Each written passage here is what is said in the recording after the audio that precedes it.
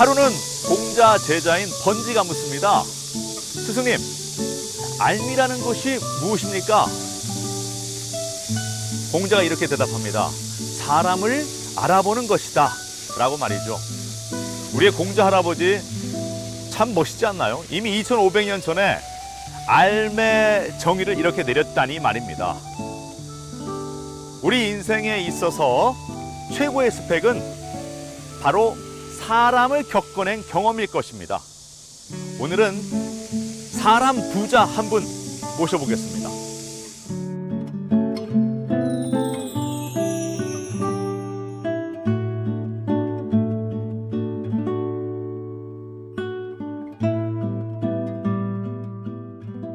제가 참 어렵고 힘들 때 그 자취방에서 추운 겨울날 연탄 한 장이 없어서 베개를 움켜잡고 울면서 고학하고 공부할 때가 있었습니다. 그런데 그때 우리 자취집 주인 딸이 오빠 이렇게 자면 큰일 난다. 제 생각에도 중학생인 것 같아요. 그래서 연탄 한 장을 저한테 갈아주고 아구기에 넣어준 거예요.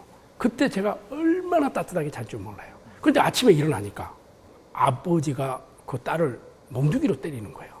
왜? 연탄을 갈아줬다는 거죠. 그래서 연탄 한 장이 돈이 얼마냐? 그런 것보다도 벌써부터 남자 밝히나? 이런 것 같아요. 그래서 그날부로 제가 그 집을 나옵니다. 나오는데 그때 제가 느끼는 거는 제가 저 여학생을 위해서라도 반드시 성공하고 출세를 해야 되겠다. 이런 마음을 가지고 야, 한 사람이 저렇게 소중하구나. 그래서 그때부터 제가 인맥 관리를 하는데 제 호가 만영만재입니다. 형님이 10,000명, 동생이 10,000명, 그 다음에 누님이 10,000명, 여동생이 10,000명, 기타 10,000명. 그래서 휴대폰 속에 제가 50,000명을 관리를 합니다. 우리가 시진핑을 모릅니까? 바이든을 모릅니까? 다 대통령을 알잖아요. 알지만은 그 바이든 대통령이 나를 알아야 아는 거 아닙니까? 그러니 서로 소통하는 사람이 제가 50,000명을 가지고 있습니다. 그러면 이 50,000명의 사람들이 다 자기의 특색이 있을 거 아니에요. 특징이 있을 거 아니에요. 저하고 소통하면서 어떤 사람들이 다 성공하고 어떤 사람이 실패를 하더라. 그리고 어떤 사람이 긍정적이고 부정적이더라. 이것을 우리 젊은이들에게 정말 나의 경험을 통해서 이거를 심어주고 이 책을 통해서 사실은 필드에서 느꼈던 그것을 그대로 전수를 해줌으로써 우리 학생들이 인간관리하는 데 있어서 어떻게 하면은 자기 개발을 할 수 있을까? 요것을 목적으로 해서 이 책을 썼습니다. 대한민국 오피니언 리더들이 인정하는 최고의 사람 부자 김대식 총장이 전하는 인간관계 지혜입니다. 사람들과의 관계에서 얻은 통찰과 경험은 관계를 통해 성장하고 싶은 청춘들에게 확실한 이정표가 될 것입니다. 미국에 가서 보면은 하버드나 MIT나 스탠퍼드나 브라운이나 이런 그 대학들의 아주 우수한 인력들이 어디로 가느냐? 공무원으로 갑니까? 대기업 갑니까? 그렇지 않습니다. 한 70%, 80%는 거의가 벤처를 하는 겁니다. 그래서 오늘날 미국이 있는 겁니다. 우리나라는 거의가 머리 좋은 사람들은 고시를 한다, 대기업에 취업한다, 공무원이 된다, 이렇게 하면은 저는 나라에 희망이 없다고 생각합니다. 그러니까 우리 젊은이 사람들이 정말 사람과 사람을 통해서 부대끼면서 그 사람을 통해서 많은 사람, 자기보다 직업이 다른 30명의 친구를 사귀면서 거기에서 정보를 얻고 거기에서 좋은 아이디어를 얻어서 창업을 하고 그것이 거의 결국 국가와 국민을 위해서 봉사하는 거고 하는 거거든요. 근데 다 편한 데 가서 일하고 싶고 좋은 기업에 가서 일하고 싶고 공무원이 되고 싶고 이렇게 해서는 저는 젊음의 발전이 없다고 생각합니다. 그래서 이 책에서 이야기하는 것은 도전을 하라는 거죠. 계속 도전을. 그러면 이 도전을 하려고 하면 혼자 안 되잖아요. 그래서 인맥 관리를 하는 거죠. 언제부터? 대학생 때부터 하라는 거죠. 대학생 때부터 차근차근. 그리고 대학에서 수많은 프로그램을 가지고 특강을 오잖아요. 좋은 분들이. 특강을 오면은 일본은 대학생들이 명함을 만듭니다. 명함을 만들어서 자의 장점을 써놓고 나는 무슨 방송 과 몇 학년 누구누구입니다. 핸드폰에 없고. 그 뒤에다가 메모를 하는 거예요. 오늘 회장님의 특강 정말 감명받았습니다. 좋은 공부가 되었습니다. 회장님 존경합니다. 이렇게 주면은 회장은 무의식적으로 호주머니에 학생 명함을 담아가지고 가는 거죠.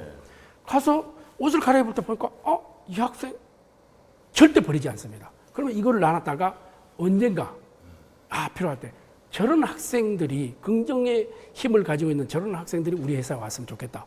그럼 그 학생한테 연락을 하는 계기가 되는 거죠.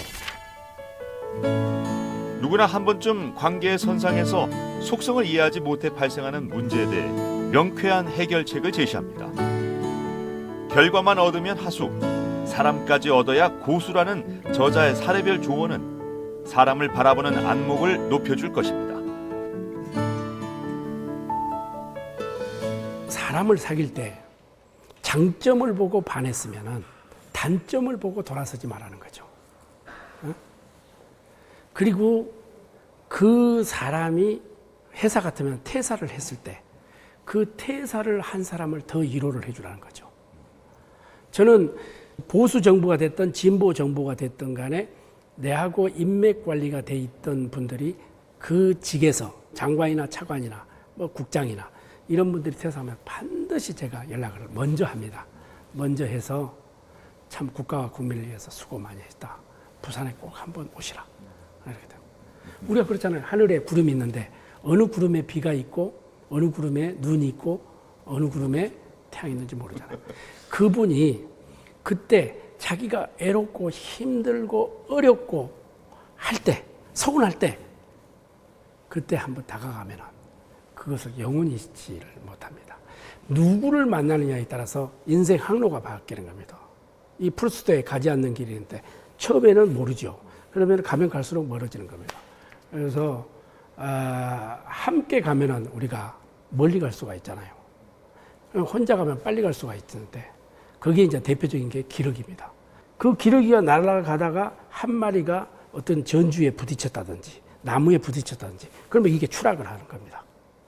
추락을 하면은 그럼 그 기러기 한 마리가 추락을 하느냐? 절대 그렇지 않습니다.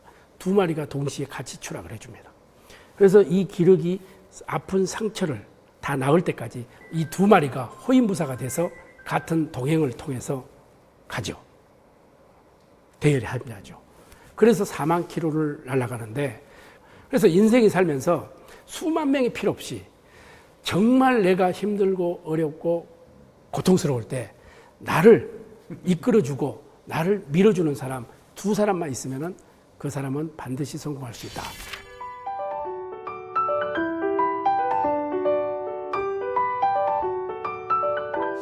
졸업을 앞둔 마지막 시험에서 교수가 문제를 냅니다. 여러분이 쓰는 이 강의실을 청소하는 분의 이름을 쓰시오라고 말이죠. 일부 학생들은 장난이냐고 묻기도 하고 또는 진짜 점수에 들어가냐고 묻기도 합니다. 교수는 사회 진출을 앞둔 그들에게 가장 중요한 교훈을 주고 싶었다면서 매일매일 마주치는 사람들을 대하는 것에 소중함을 이야기하죠. 정말로 훌륭한 가르침이 아닌가요? 행복한 책 읽기 황범입니다.